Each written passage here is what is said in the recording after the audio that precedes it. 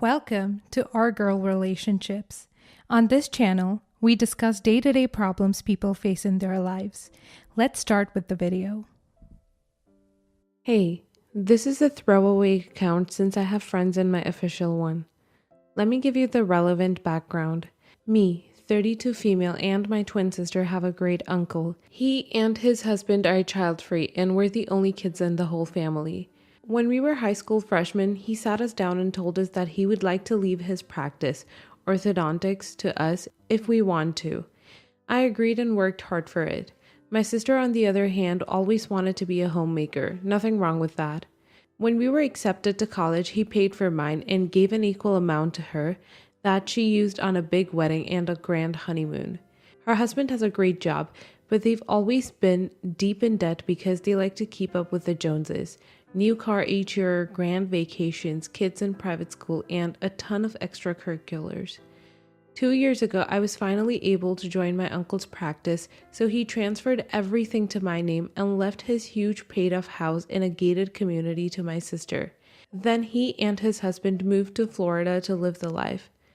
It was just bad luck that a few months later, COVID hit and the practice started suffering. And that's when my sister started gloating about how she was the smarter twin in the end, how she ended up with a paid-for house and a great family while I was an old maid with a worthless practice. I ignored her remarks, the same as I have been doing for years.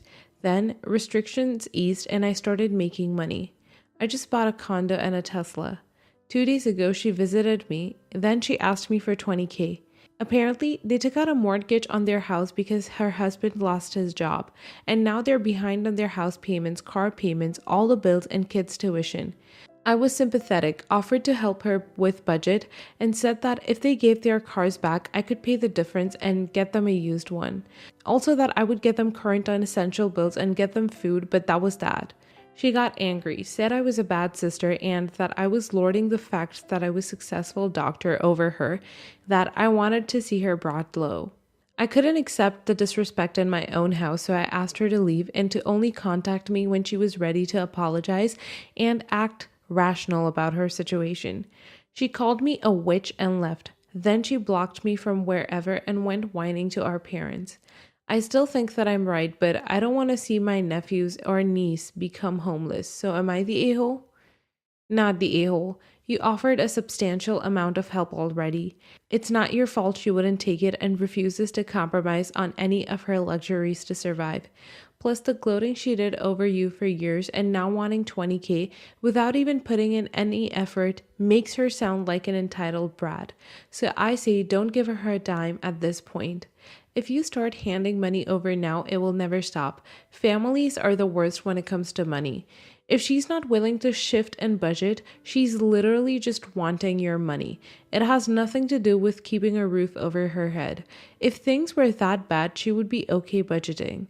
This is an issue they brought on themselves, and if you bail them out now, you will be bailing them out for years. Do not become the family at the moment. Not the a-hole. They can apply for assistance like everyone else. They're also both able-bodied adults, so if they want to maintain an extravagant lifestyle, they can both get jobs to support it. You were quite generous to offer to help them catch up and buy food. That's more than most people struggling right now have help with. You're not obligated to help her at all. Yet you did despite her insults during the shutdown. Your sister needs to grow up, and if your parents are enabling her behavior, they can go into debt helping her if they want to. Your nephews and nieces are not going to become homeless. Your sister may be spoiled, but I doubt she and her husband are dumb enough to not downsize once they realize you're not just going to cave to this thin emotional manipulation, which is some weak sauce. Stick to your guns. You offered logical, reasonable help. When she stopped being twisted about it, you could add that having just gone through a squeeze, you've learned to be cautious, and that includes saving. If you blow it all on bailing them out now and get hit by another economic downturn in a month, you'd all be screwed. Not the a-hole. I have an older sister who's married. I'm single. When my father was dying, he warned me, you can give them $1 million and in 6 months, they will not only be broke, but they'll have more debt than before you gave them anything. They're an endless money pit. Love her, listen to her, but don't ever give her a penny. I couldn't control my mom. They make way more than we do. They're always in money trouble and barely making it. A budget could cure it all. They will never do it. You can't help someone. You worked for everything you have. They would make you lose it all and they would still be trying to live the high life and be no better off than they were. Stand strong. If no one makes them pull themselves out of this, they will always be doing this. Good luck. Maybe you could pay for their schools if they go to boarding school and they would get fed and housed during school time. Or you could look after the kids. You obviously don't have to and should not be guilted to do so. But yeah, not the a-hole. Oh, and you shouldn't be lending money to your sister. You would be giving her money. She would never pay you back. She and her husband are in desperate need of budget help. Next story. I, female 22, live with my boyfriend, male 24, in a 2-bedroom apartment. I pay the rent, but the apartment is actually owned by my parents, which is why I can't afford it because they charge me 30% of market rate. I also pay for utilities and other small bills. My parents are extremely house proud plus frugal. So for a university student, I like to keep it tidy, tastefully decorated, well stocked, etc. because this is how I was raised. My mom literally beams when she sees my place, and I kind of like that feeling, lol. The issue is that my boyfriend, who recently moved in because his place has issues with damp, is turning my place into a swamp. It's been 4 months and I'm losing my mind. He pees around the toilet and doesn't clean up. He leaves dishes in hallways. He lets the trash pile up until it overflows. He leaves muddy footprints all over the house and on the bed. Every possible mess you can think of, he manages to create it. The first 2 months, I really tried to keep the peace by compromising, telling myself I'm the person who needs it super clean, so I'm the one who needs to be the super cleaner. But that just bred resentment and anger in me. The bigger problem is that my parents are visiting soon. By soon, I mean literally next Wednesday. I've asked him to clean before Wednesday for the last 2 weeks, but he's ignored me each time. Each time he finds a new excuse to delay it one more day. If they find out how trashed the house is, I'll lose my privileges and their trust. And if they find out he's created about $2,000 in damage since he's been here, I'm double screwed because money wasting and messiness are their 2 pain points. So I bit the bullet and told my boyfriend he has to move out by Wednesday and that I don't want him to clean anymore because I'll do it myself, plus with the help of a cleaner. Reddit. He flipped, called me controlling, uptight, financially abusive, and evil because I hired the cleaner so silently and I guess malevolently. I think he expected me to warn him and beg before booking someone. My friends, some, not all, and his friends are siding with him because they don't know how bad the house really is. They've kind of implied that I'm throwing him under the bus to chase validation from my parents and to keep my gravy train rolling. Now I'm wondering if that's true because I told him to leave by Wednesday, which is when they arrive. If it really was about me, didn't I have 4 months to draw the line? Because I can't tell if I'm enforcing my own boundaries or my parents. Am I the a-hole? Edit. This is the only edit I will add. He has a flat that has since been damp-proofed, but he doesn't want to go back because his flatmates do not want him back under any circumstances. He has no home, but he has a place to sleep, if that makes sense. Also, I don't mind the lack of rent or utilities. That would have been paid regardless if I had 2 boyfriends or none. This is purely about cleanliness. Thank you for reading, and I apologize for not being clearer. Let's assume you're kicking him out only to keep your gravy train going. So what? That doesn't make you the a-hole. The cost of the gravy train is 30% of market rate and maintaining the property in a condition acceptable to your parents. You are absolutely not the a-hole for paying the price for that gravy train. The fact that your hopefully ex-boyfriend isn't mature enough to pay the ticket price to the gravy train and his and your friends aren't smart enough to see that is just sad. Not the a-hole. He doesn't want a girlfriend. He wants a maid, cook, toy who provides free housing and takes all responsibility for taking care of him while needing nothing. He's a grown man and can't pee in a toilet. Just know. Be glad you didn't have kids with him because he will never ever be a partner. Good God. break up with him, and send up some praises to God or the universe that you found out he's a needy little baby and a massive jerk before you were more committed. He has no respect for you or the generosity of your family. Sounds like a freeloader who isn't worth your time. If he can't respect your home, he's never going to respect you. Move on. Just be glad you're not married and that it's not technically his home, too. He did you a favor by showing you his cards. Sounds like you can do better. Not the a-hole. And dang, you need some new friends. Look, a huge part of cohabitation is determining whether you can actually live with a person in a long-term committed relationship. Like, that's kind of the main point of moving in with someone, no? Upon moving in, you unfortunately have discovered that your boyfriend is a slob who has no respect for his living space or the work required to maintain it, nor does he take the responsibility in keeping his own home livable. All he does is create extra work for you and doesn't help out in the slightest. And the longer you live with him, the worse it'll get, in my opinion.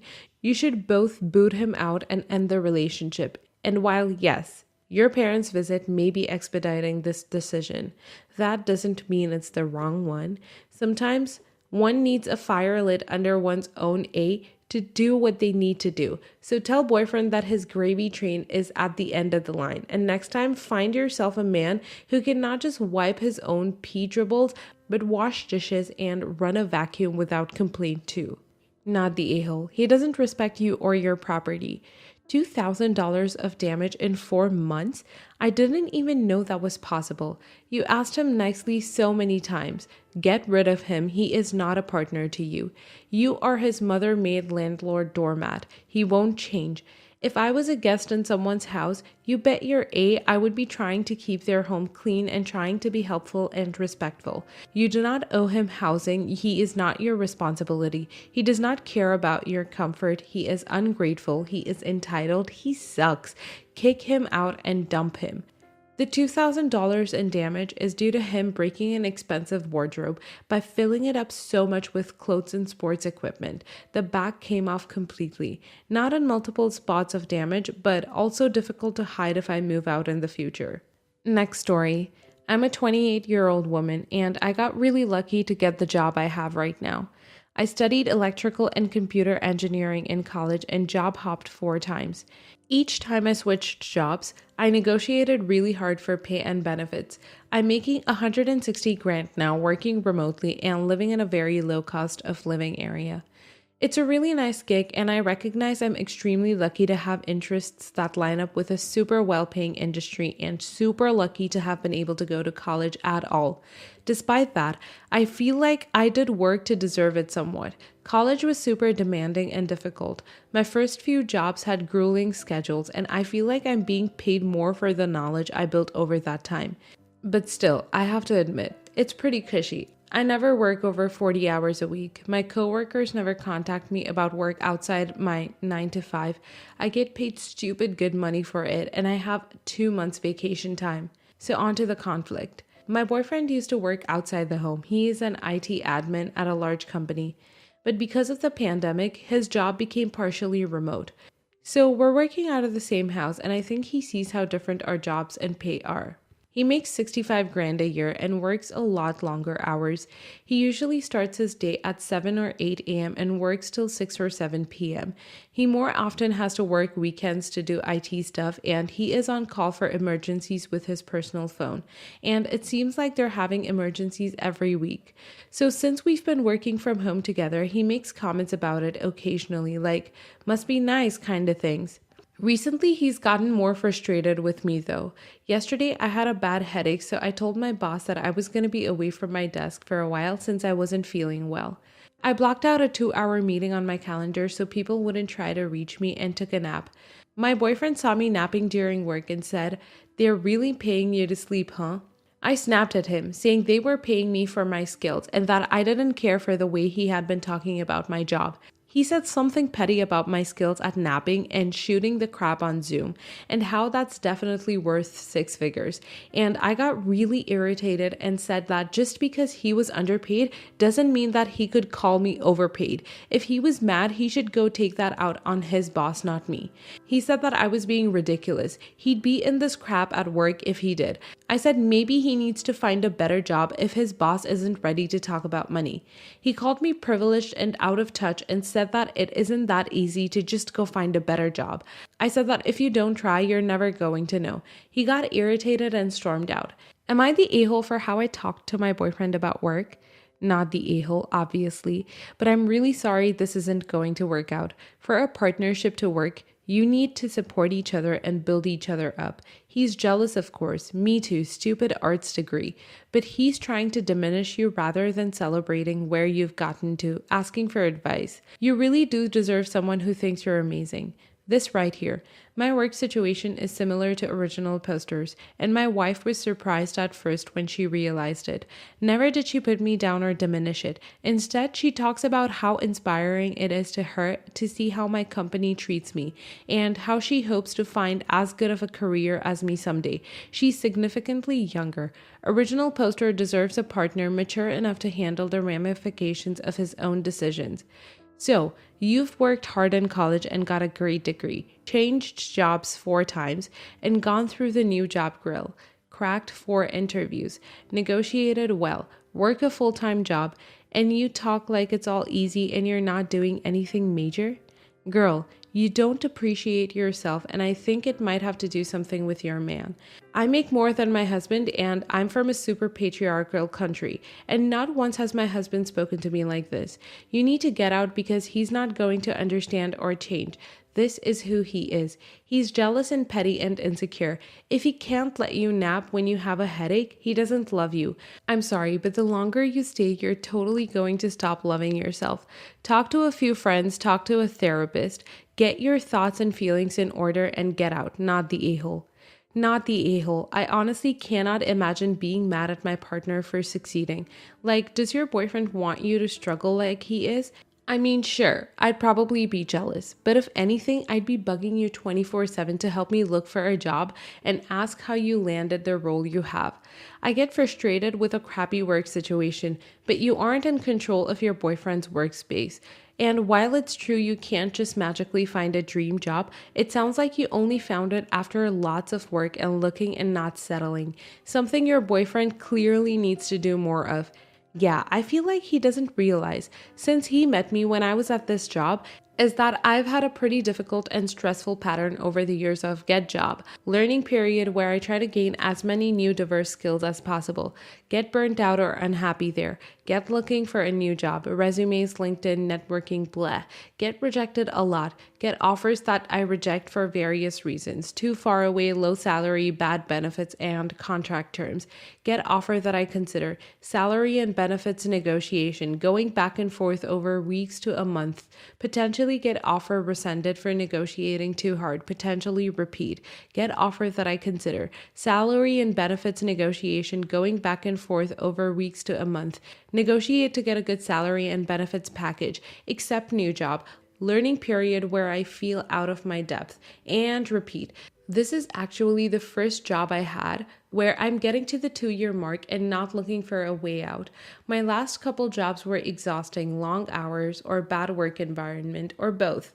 So it's nice to settle in somewhere. Like, ever since college, I've probably been actively searching for the next best thing for 1/3 of my time. And anyone who's gone through the job hunt process knows that it's practically a whole job in itself. It's a totally different experience than sticking with one company long term and trying to go through climbing the ladder internally.